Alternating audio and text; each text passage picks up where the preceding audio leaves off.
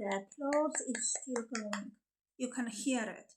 And you are already scanning back through your performance, hunting for that one note that cracked.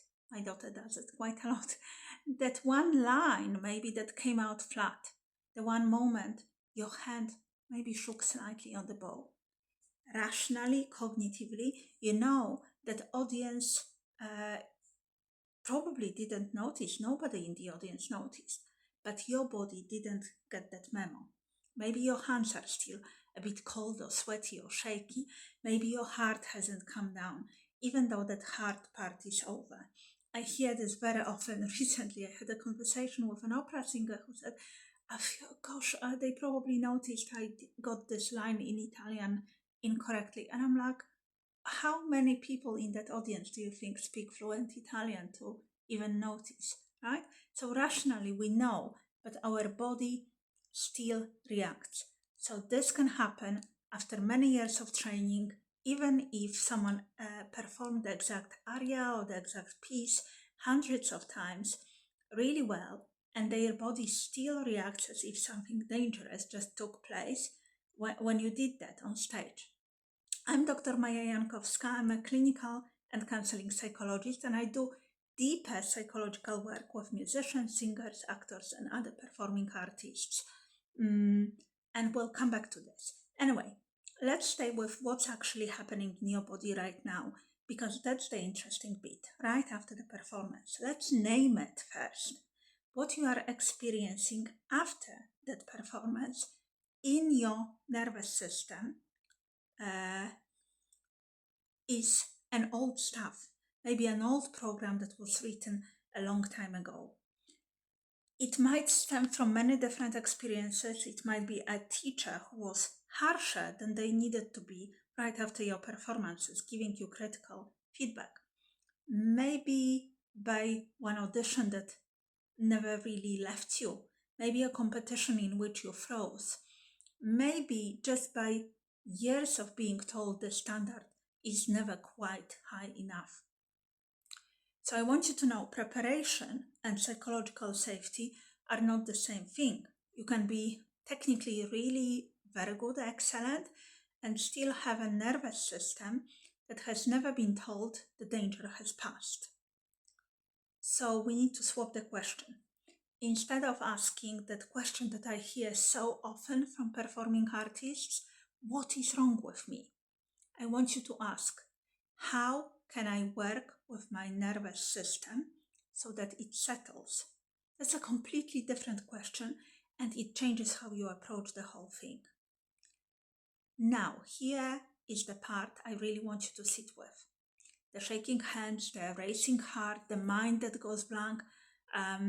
These are survival responses. They are very, very old nervous system responses. Your body adapted at some point to protect you from something that genuinely felt threatening at that point in time. And at that point, the response made sense. It might even have kept you safe once.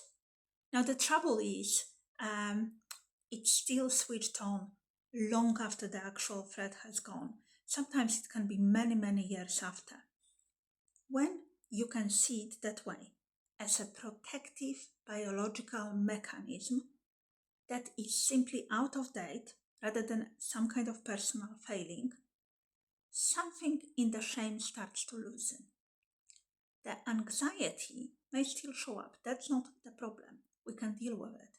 But you stop fighting yourself on top of your anxiety. And that changes everything, because you don't need any more load to this, you're carrying enough. So if you notice, we have named the experience, we have unshamed it. It's just an experience, adaptive nervous system experience, and that's a great start. Now, most of kind of mindset techniques, breath work, meditation, visualization, they stop here. They are a bit like a band-aid on the wound. To properly rebuild trust with your own body on stage, you eventually, in my opinion, have to work with the root rather than only managing what shows up on the surface. That means going back to the specific experiences your nervous system is still holding on to. Maybe the critic that got stuck, the audition or competition that went really badly and never got processed, the night you froze and never quite recovered from it. This is where deeper psychological processing comes in. Trauma-informed approaches like EMDR, eye movement desensitization and reprocessing therapy, Brainspotting, IFS, internal family systems therapy, and polyvagal-informed come in. The aim is to help your nervous system finally file those old moments away so it stops treating every stage as a repeat of the worst one. It's really important. You don't need to carry it around with you. Send this to a performing artist you know who has tried mindset techniques, breathwork, positive affirmations, but still hasn't been able to truly deal with it. So anyway, that's how we start rebuilding trust with our own body on stage, even when anxiety seems to defy every ounce of logic and experience you've built up. You name what's actually happening, you take the shame out of it, and eventually you just go to the root instead of only managing the surface. If this is where you are right now, properly trained, properly experienced, and quietly running out of road, I'm opening a small 6 weeks program this September for performing artists ready to do exactly this kind of work together. There are only 12 founding places. I'll leave the priority waitlist link below if you want to be the first one to be notified when the doors open. It will be wonderful working together. I wish I could reach more people one-to-one, but my time is limited, so I'm trying to do this for you so that you can do this work.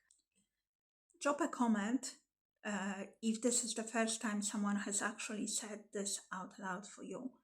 Your nervous system isn't broken. It's running an old program. An old program can be rewritten, any old program. Hope you found this video helpful. Sign up to receive more videos from me, and see you next time.